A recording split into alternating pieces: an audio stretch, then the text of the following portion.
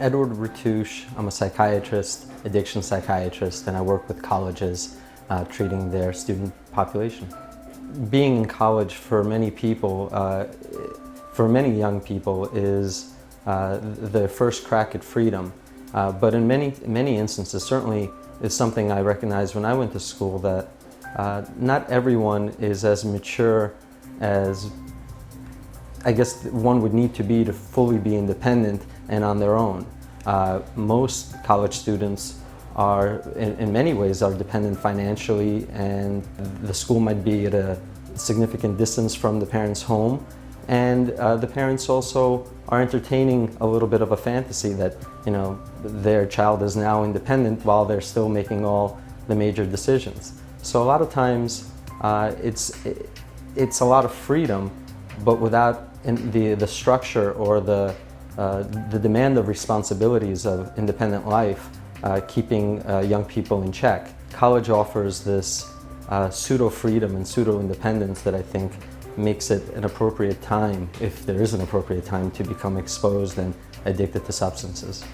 And so there's really a significant free time to kind of just be young and free and experiment. And unfortunately, that experimentation is, in many times, is directed towards inebriants and substances of abuse without any real understanding of the dangers of such substances. Exposure to binge drinking and alcohol, while it's kind of maybe considered a boring addiction because it's been around for so long, it facilitates the potential exposure for other substances and the development of other abuse behaviors with substances as well as addictions.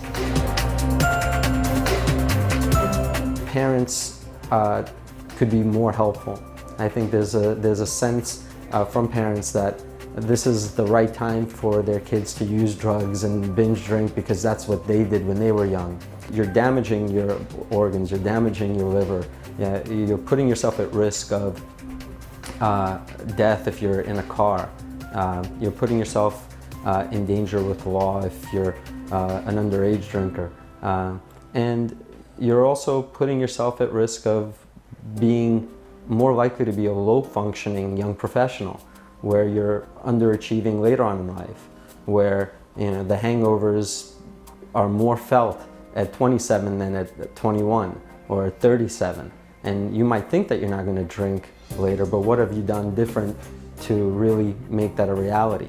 A lot of the binge drinkers from college end up to be binge drinkers in the workforce, and they're very familiar with after-work drinks and happy hour, and feel very comfortable having happy hour every day of the week or several days of the week, or even if they only have 2 or 3 beers during the week, they really let it loose on the weekend. Just the term itself, I work hard and I play hard, really kind of underscores that. Why do you need to play that hard?